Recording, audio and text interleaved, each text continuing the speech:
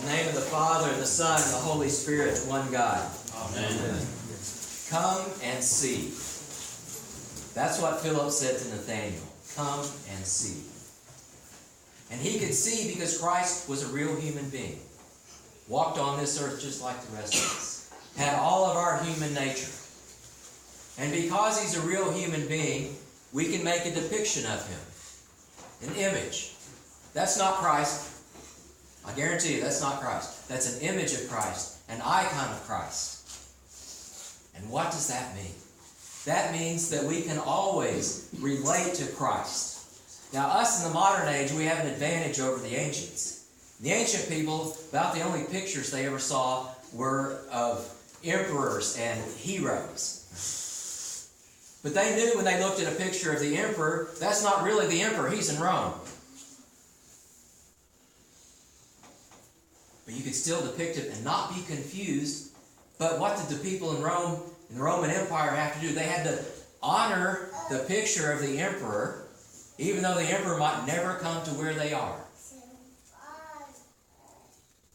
And so Christ can be honored everywhere, because unlike the emperor, Christ is everywhere. Like the psalmist says, where can I go to escape you? To the top of the highest mountains which you created, to the bottom of the sea. Even there you will find me, even if I go into Hades. Christ is there. I can't escape Christ. And so wherever we have an image of Christ, we are able to reverence that image and relate to Christ.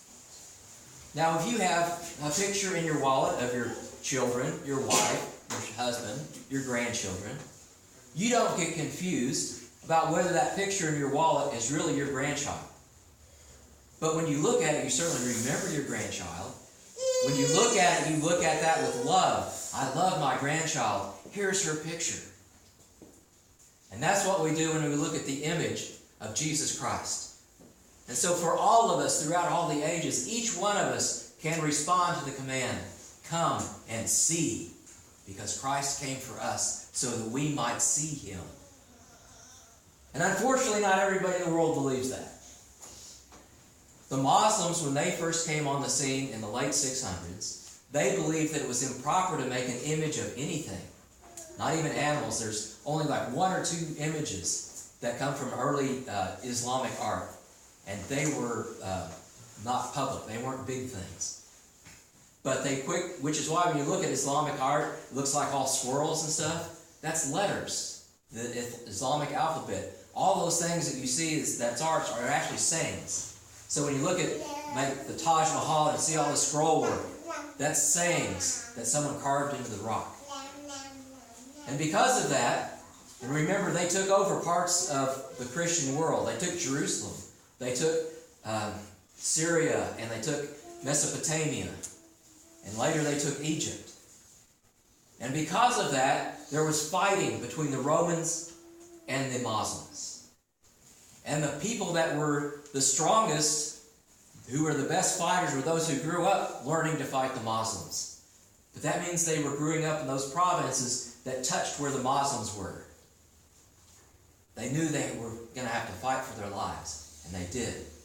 Well, out of that group came a man who later became emperor because he was a great general, Leo the Isaurian. But he had been contaminated with this Muslim idea that you couldn't make images. And so he told people that you can't worship, or you can't use icons anymore. And they took them all down, and they broke them. And that's where the word iconoclasm means, the breaking of the icons. So an iconoclast is someone who breaks anything that someone else holds holy. And that went on, off and on.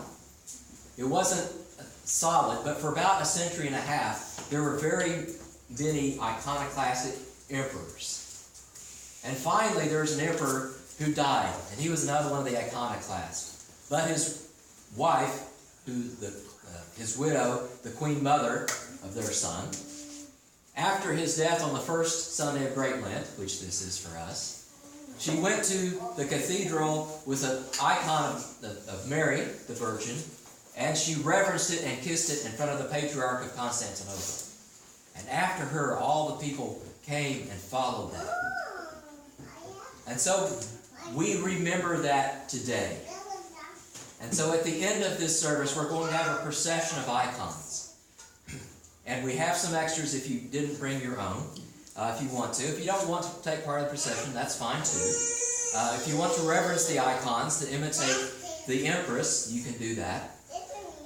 But we do this every year. And in it, immediately after we reverence the icons, we have what we call the Synodicon, a statement of faith. This is the faith of the apostles. This is the faith that rules the world. Because when we break icons, when we no longer have icons, we no longer have Jesus in front of us. If you look at all the, quote, religious art out there in this world today, there's a lot of stuff, people try to depict Jesus, but they are not icons, right? They're sensual paintings. They're Western-style paintings that seek not the inner glory, but the physical outside. That's all that the Western painters generally know how to paint. They're really good with light and color and texture. But where's their soul? An icon brings the soul. An icon is a window into heaven. And so when you look at the icon of Jesus Christ, you're looking into heaven itself. And from heaven itself, Jesus Christ looks back at you. So that's why we worship icons. Because Jesus Christ came in the flesh and he said, come and see. And if we're going to be good Christians, we have to see Christ. And the only way we can do that is with holy icons. Through the prayers of our Holy Fathers, Lord Jesus Christ our God, have mercy upon us and save us. Amen.